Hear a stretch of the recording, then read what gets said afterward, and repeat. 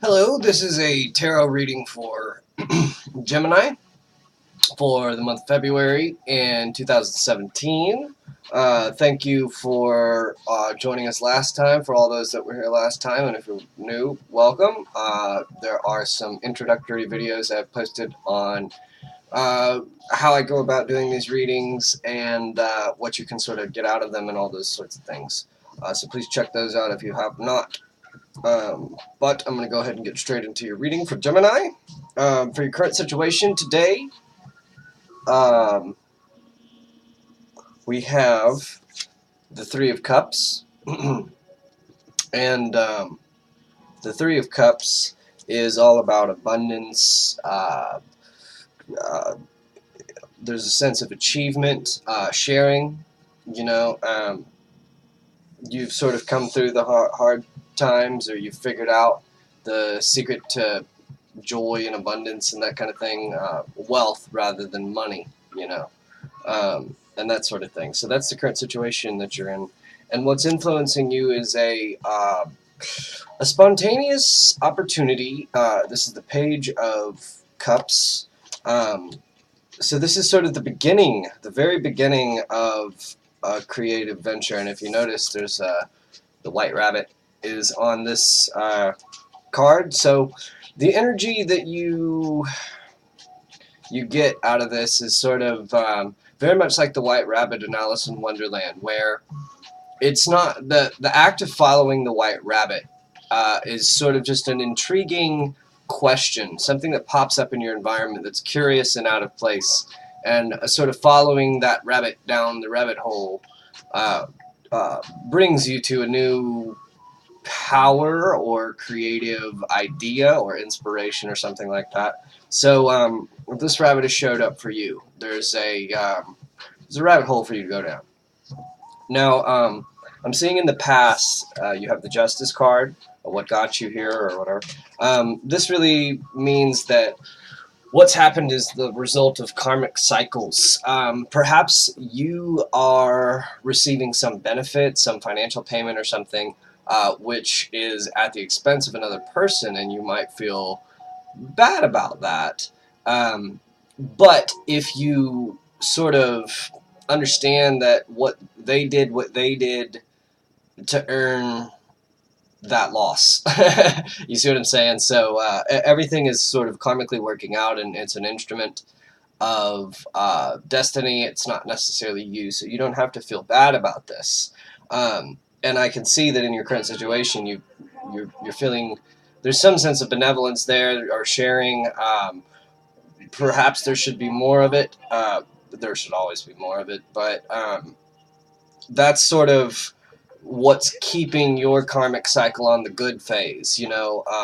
When you share these good things, more good things come into you. It's sort of the law of attraction. So it's going to continuously happen like that. What I see in the future is the Five of Coins. Okay, so now, I believe what's happening here is, first of all, you're in a place where the rules might be a little bit different for you than you would feel like just an average normal life. You're supposed to right now be relying on your networking and your friends, and not just your networking with other people, but your networking with the universe. You're in a spot right now where there is sort of like some abundance there. There is a little bit extra, maybe not even a little bit extra, but just enough for you to sort of invest back into the environment around you, to the reality. And so you want to do that, but also keep in mind that in this process of sort of employing this law of attraction and the power of manifestation, the good that comes back to you doesn't always come in the form that you're expecting. In fact, rarely does it come in the form you're expecting. Sometimes it comes in another form, and if you're not prepared to accept the help in the direction or in the form that it's coming to you, you can end up feeling very impoverished. You can end up feeling very alone, lonely. But it's all due to a failure to recognize new new allies, new things going your way, that kind of thing. So it's really up to you going forward how you see this or how you handle the situation. But just keep in mind, you've got to stop thinking of things as solid, as like the storyline is one continuous story. Think of it almost as if you're every day you wake up, you're channel surfing, you're putting on a new channel, and you're switching up your life, and your life is requiring a new version of you.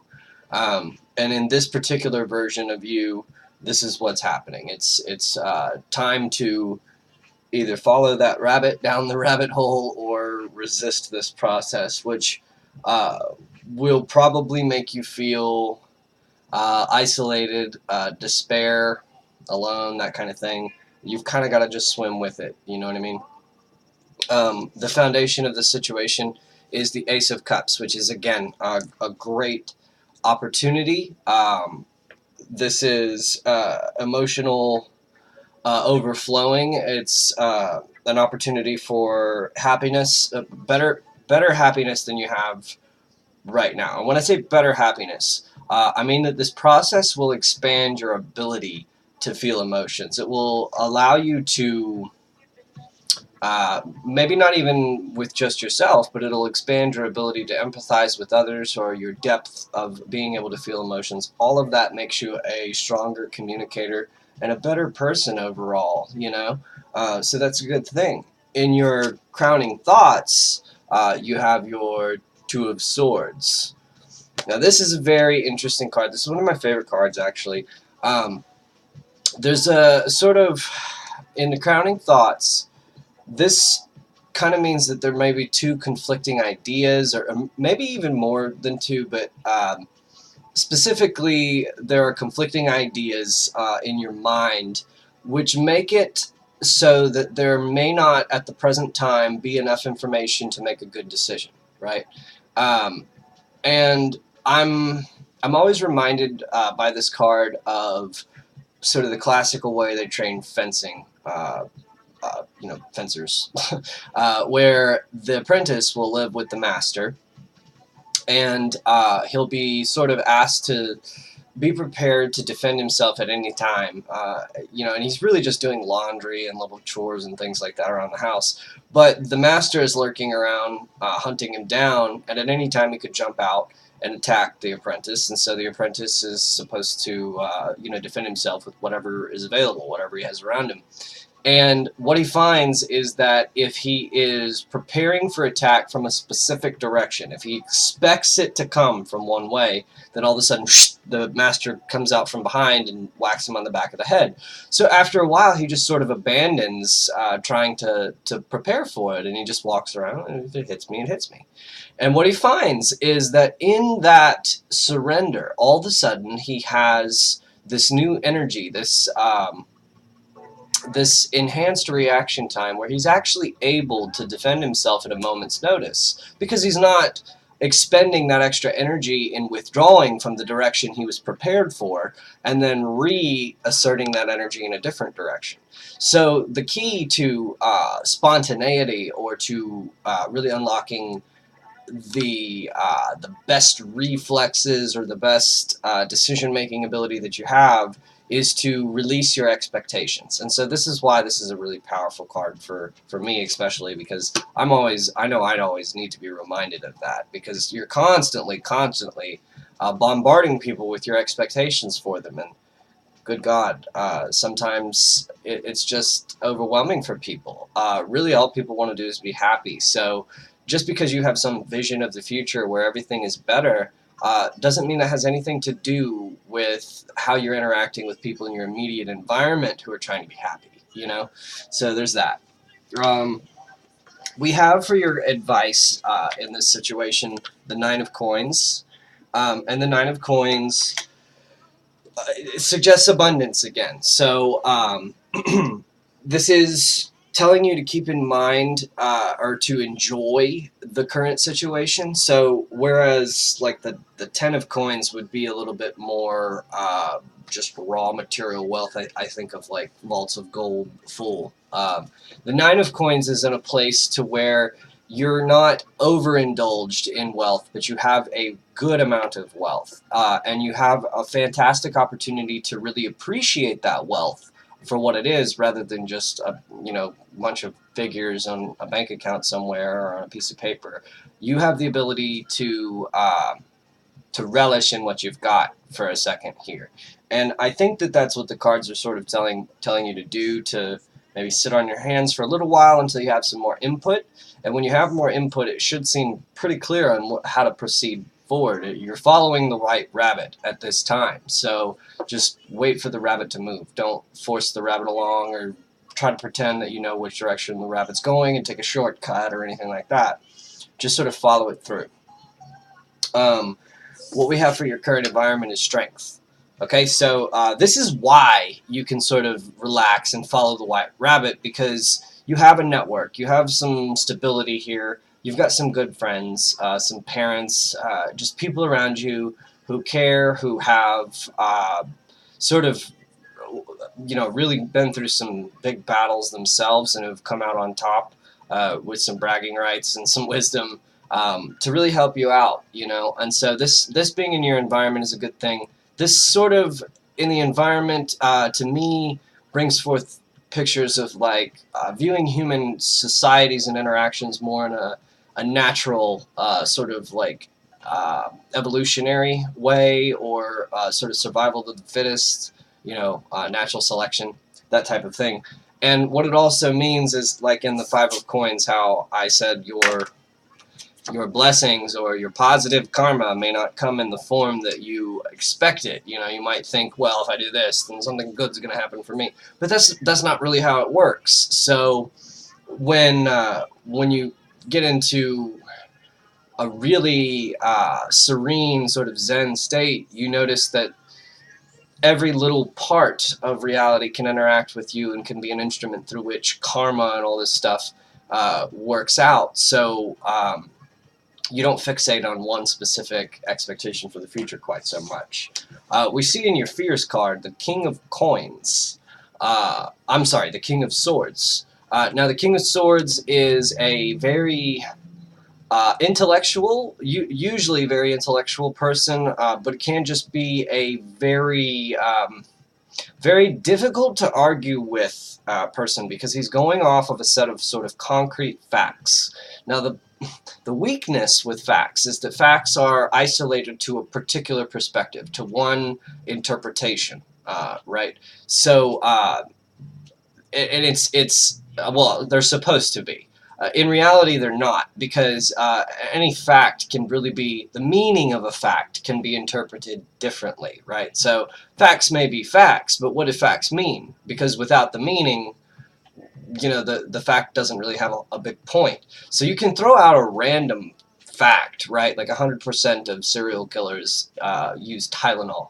But it doesn't really mean that Tylenol has anything to do with serial killing. The meaning of that statistic is that Tylenol is pretty ubiquitously used, to treat headaches and all kinds of things. And maybe this guy had a headache, that kind of thing.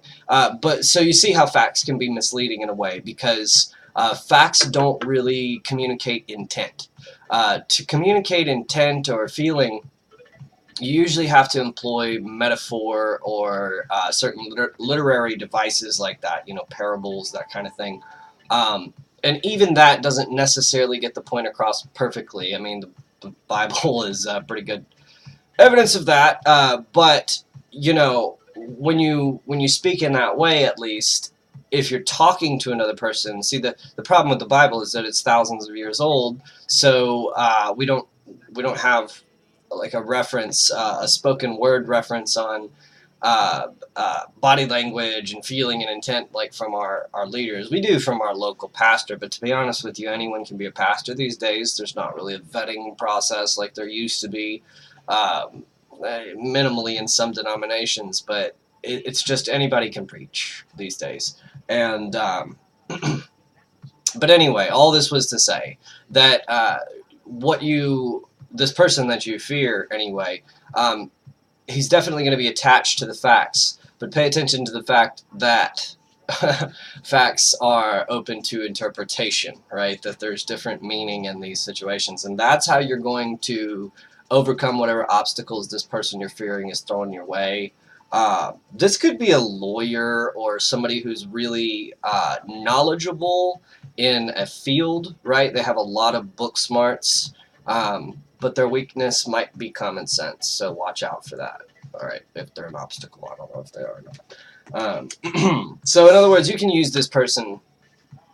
What's funny is this is like really the most intellectual, obviously, the most thought oriented of the kings, but I would say he may also be the easiest to dupe. And that is because this person is firmly uh, attached to their ideology. They are going to they're going to always analyze the facts in a predictable and set way. There's not a whole lot of flexibility. So that's how you get around this person. But that's just my little advice for you there. The overall message for you is the Eight of Coins. And you can see in the picture you've got like a little apprentice who's being very diligent and working away, right? And that's what you're doing. Or that's what your overall process here is occurring, is as you work, you gain skill, regardless of what you perceive the outcome of the work is.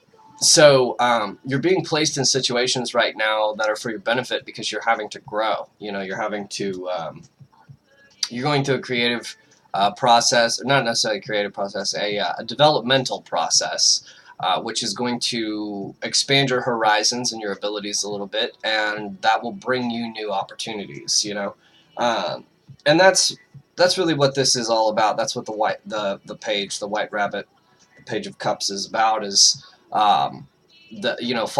keep following the White Rabbit, and keep doing what you're doing. Keep following your intuition and how your sort of inner voice is telling you to go, because that's the journey, or that's the sort of uh, challenge of this particular journey for you, is going to be to just sort of let go, to abandon your expectations, and to go with the flow quickly. You see, that's the thing, is that spontaneity is important here. One of my favorite mentors always says that if you're going to outsmart the devil, you shouldn't give him any advance notice, and who do you think the devil is? So it's kind of hard to do that sometimes, to really act spontaneously. How do you do something before you even know what you're about to do? And that's where you're really going with this. So a very cool reading. Very glad to have given it to you. If you have any questions about it or anything like that, leave them in the comments, and I'll try to incorporate them in the next video, or answer them. And thank you very much for watching, and I hope you got something out of it, and we'll see you next time.